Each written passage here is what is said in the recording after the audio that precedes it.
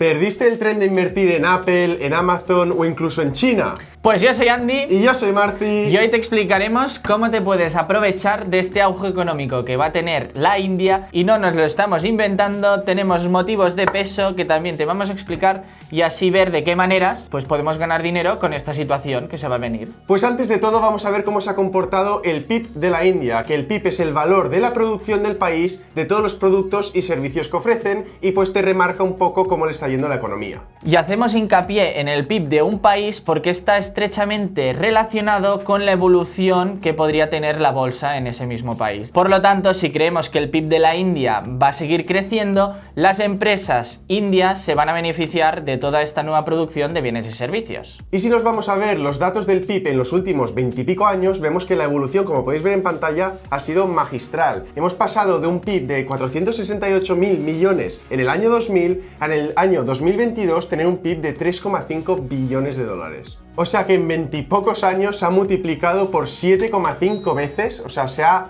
septuplicado, ¿se dice? Septupli medio, hija. Y estas cifras en crecimiento anualizado casi llega a tocar el 10% anual. Y si nos ponemos a comparar el crecimiento del PIB de otros países en vías de desarrollo, como podría ser Brasil, su PIB ha pasado en los últimos 22 años de 6.500 millones a 1,8 billones de dólares, con lo cual ha crecido a una tasa anual compuesta del 4,7, es decir, a la mitad aproximadamente de lo que ha crecido la India. Vale, ya hemos dicho que el PIB de la India ha crecido un 9,6%, pues tendría que estar reflejado en la bolsa, ¿no? Pues si nos vamos a la bolsa, tomamos el índice de referencia, el Nifty 50, que es como el S&P 500 indio, pero en vez de 500 empresas más grandes, tiene las 50 empresas más grandes de India. Y este, comparado con el PIB, que ha crecido un 9,6, este ha crecido un 12% anual. Con lo cual, sí que se refleja el crecimiento del PIB en la bolsa. Y tal es su crecimiento económico que ya ha superado al Reino Unido en cuanto a PIB y se coloca en la quinta potencia mundial. Y los analistas ya predicen que para el año 2030 va a superar a Japón, poca broma. Y eso quiere decir que se convertirá en la tercera potencia mundial y su PIB alcanzará casi los 7 billones de dólares. Duplicando así la situación actual. Hombre, pues los indios deben estar contentos, porque si ya están superando al Reino Unido, que ellos mismos justamente eran una colonia de este mismo imperio. Sí, porque hace menos, o sea, un poco más de 60 años, en 1948 es cuando el Raj británico, en su día se llamaba, se independizó completamente del Reino Unido. Con lo cual, el hecho de que a día de hoy esté superando a su colonizador en economía, pues es un gran qué. Ojalá estuviera Gandhi para verlo, lo que ha conseguido. Exacto, ojalá estuviera Gandhi para verlo. Pero no el PIB es todo, sino que el PIB por cápita aún les queda para llegar a... Sí, aún les queda recorrido, y hay que tener en cuenta que desde que se han independizado del Imperio Británico, tanto sus ciudadanos como sus empresas están siendo más productivas y están teniendo más bienestar en esta sociedad. Y si te ha gustado esta breve incursión en la historia india, pues siempre nos puedes dejar un like, un subscribe sobre todo y algún comentario, no sé. Otra idea sobre si te gusta, historia. Sí, si queréis indagar en la historia polaca, por ejemplo, pues lo aceptamos. No sé, es una idea. Venga, pues ahora sí que sí, vamos a ver nuestros motivos por los cuales puede ser buena idea invertir en la India. Teniendo en cuenta que esto no es ningún tipo de consejo de inversión, simplemente es nuestra humilde opinión personal. Y este es uno de los pasos que se olvida la mayoría de inversores, que primero de todo, antes de analizar una empresa, te tienes que fijar en qué país opera. Es decir, no va a ser lo mismo invertir en una empresa de Estados Unidos que una empresa en Ruanda, porque no sabemos fiscalmente, jurídicamente y políticamente cómo se encuentra respecto a Estados Unidos. Y el primer catalizador que podría beneficiar a la India es la guerra arancelaria, la guerra comercial que existe entre Estados Unidos y China. Es decir, los aranceles que le está aplicando Estados Unidos a China para poder ser más productiva. Y también podemos escuchar otros ejemplos más recientes, que es la restricción de poder comerciar libremente con China por parte de los países aliados de Estados Unidos a la hora de enviarle material que sirva para producir semiconductores. Y a raíz de este conflicto ha hecho que muchos empresarios estadounidenses que tenían la producción de sus productos en China estén pensando en moverse o abrir otras fábricas en la India para diversificar así el riesgo del proveedor. Y los beneficiados de este follón ya predicen que van a ser países como la India, Vietnam o Filipinas, ya que disponen de esta mano de obra barata y cualificada que hasta ahora tenía China. Y como podéis ver, empresas importantes como Apple, Samsung e incluso LG están moviendo la producción de sus nuevos móviles a la India.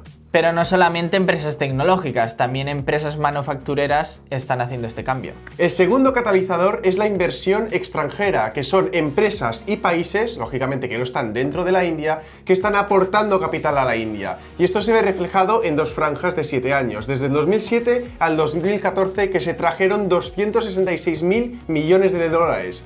Y desde el 2014 hasta el 2021 se trajeron 440.000 millones de dólares. Y esto concluye que a lo largo de estos años la inversión extranjera ha crecido en un 65% en el país. Con lo cual esto es muy buena señal, porque vemos que no solo los indios, sino que fuerzas extranjeras, otros países están apostando por el crecimiento de la India en los próximos años. Y que aumente la inversión extranjera también ayuda a otras empresas que puedan estar indecisas, porque deben pensar, ostras, si hay tanta gente invirtiendo en la India, quiere decir que están confiando en que el país siga a este buen ritmo o incluso mejor en los próximos años. Y antes que te des cuenta, Andy Murphy sacan un vídeo de la India promocionando así más inversión en India, y es una bola de nieve interminable que acaba, pues mira, en India... En que nos va a llamar el presidente de India. Eso, y le sí. haremos una entrevista. Claro. Y el aumento de la inversión extranjera directa es un catalizador muy potente, porque si está aumentando quiere decir que se están creando empresas. Si se están creando empresas, está aumentando en principio el PIB, porque se producen más bienes y servicios. Eso también hace que aumente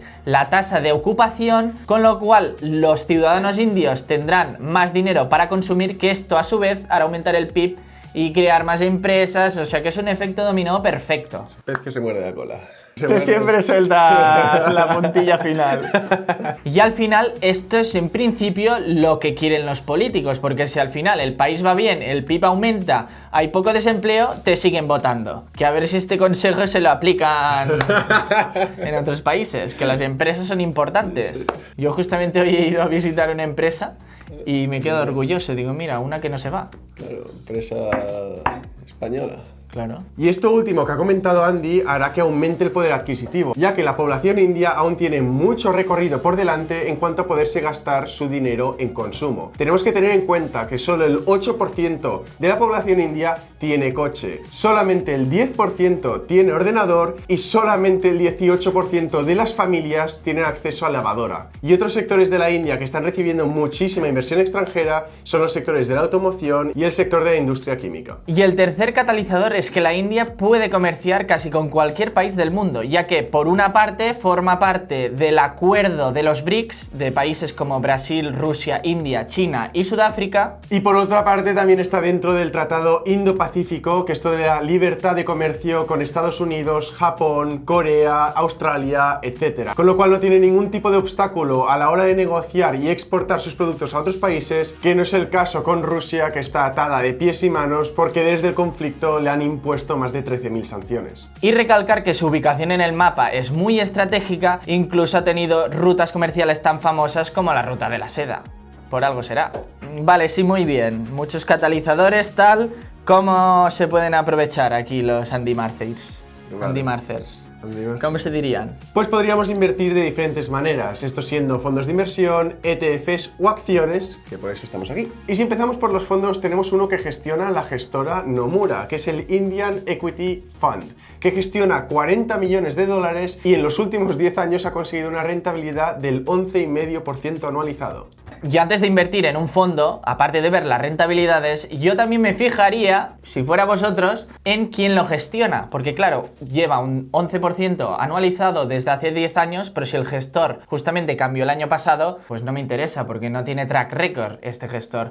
Pero en este caso, el gestor lleva desde el año 2007, es decir, que él ha conseguido esta tan buena rentabilidad y aparte es indio, con lo cual debe tener bastante conocimiento sobre este mercado. Y en pantalla podéis ver las 5 posiciones más fuertes del fondo, las cuales las 3 primeras son ICICI Banks, Infosys y Reliance Industries. Y los sectores que más ponderan son el de servicios financieros, el de consumo cíclico y el de tecnología. Pues ahora que ya hemos visto el fondo que más nos gusta a nosotros de la India, vayámonos a ver los ETFs. Pero es que antes de ver los ETFs tenemos que tener en consideración las diferencias que tienen un fondo o un ETF. ¿Por qué invertiríamos en un fondo y no en un ETF? Pues por ejemplo, nosotros tenemos el India Equity Fund y lo queremos traspasar a un fondo del Nasdaq. Pues en el traspaso nosotros no tenemos que vender y luego comprar, simplemente traspasamos y esto a nivel fiscal no se considera una venta, con lo cual no tenemos que pagar ningún impuesto referente a la ganancia patrimonial. Pero en el caso del ETF, si nosotros tuviéramos un ETF indio y quisiéramos traspasar el capital a un ETF estadounidense, tendríamos que primero vender el ETF indio,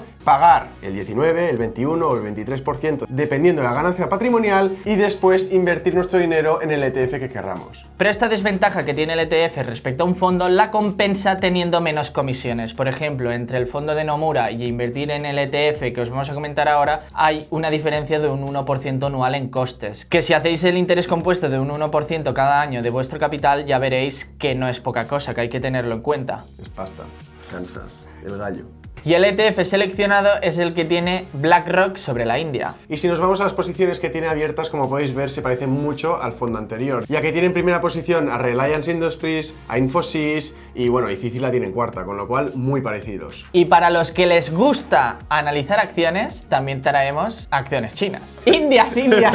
Y la primera de todas es HCL Technologies, que es una empresa que va a tener muchos vientos de cola de aquí al futuro, porque como hemos comentado, las empresas están deslocalizando muchos servicios tecnológicos de los que esta empresa ofrece, y además, como hemos comentado en el vídeo, las empresas están invirtiendo cada vez más en IT. Y lo bien que está ejecutando su estrategia lo podemos ver reflejado en su precio de cotización, que como veis en los últimos 18 años ha crecido un 16% anual. Y así a priori, antes de invertir en una empresa o al menos estudiarla y hacer el análisis fundamental, nos fijamos en la evolución de las ventas, que en este caso están aumentando bastante bien. Desde el año 2012 han triplicado, y aparte desde el año 2007 los beneficios por acción han crecido a una tasa anual compuesta del 11,5%, con lo cual ventajas competitivas tienen y es una empresa para echarle un ojo. Además es una empresa que no tiene riesgo de crédito, no tiene default porque no tiene deuda, y encima de esto está cotizando a un precio bastante asequible, ya que tiene un PER de 19, con lo cual se encuentra cercana a la media. Y si queremos apostar al crecimiento del poder adquisitivo de los indios y de las indias, podríamos llegar a invertir también en esta empresa interesante que se llama Hindustan Unilever, que ofrece productos de consumo básico, como podrían ser alimentos. Y para que os hagáis una idea, posee marcas como Frigo, Ligeresa, Calvé o Maicena, que en España son conocidas, pero las comercializa en la India bajo otro tipo de marca. Aparte de esto, también nos gusta porque la evolución en ventas ha sido muy positiva, el beneficio por acción ha superado el 8% anual desde el 2010, y además es una empresa que no tiene deuda. Pero ahora mismo no la compraríamos, sí que la añadiremos a la watchlist de Andy Marci, que si la queréis ver pues nos lo podéis dejar por los comentarios,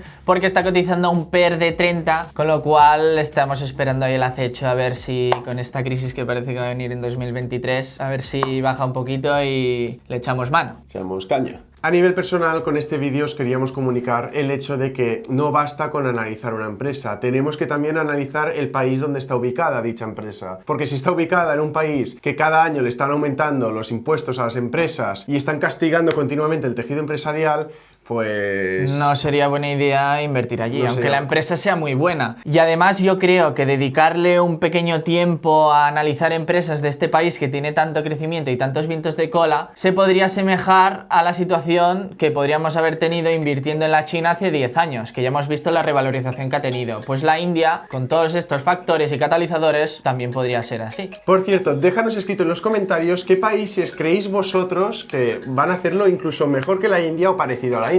Y así, quién sabe, podemos hacer un vídeo próximamente sobre el país que nos dejes en los comentarios. Y así nos ayudamos entre todos. Sí, tú das, yo doy, tú das. Bueno, cuidado con eso. Y antes de acabar el vídeo queremos saludar, yo por mi parte, a Dani Moya, a David y a Facu. Y yo a Manuel, al otro David y a José Rifo. Muchas gracias. Sí, bueno, me has cortado. Así que muchísimas gracias por ver el vídeo. Suscríbete y dale like, como siempre. Y quédate para ver el vídeo la semana que viene. Cada semana subimos vídeos, o sea, constancia, pam, pam, pam. Pico pala, como si fuéramos un pozo petrolífero de Arabia Saudí que no para, de la OPEP, pam, pam, pam.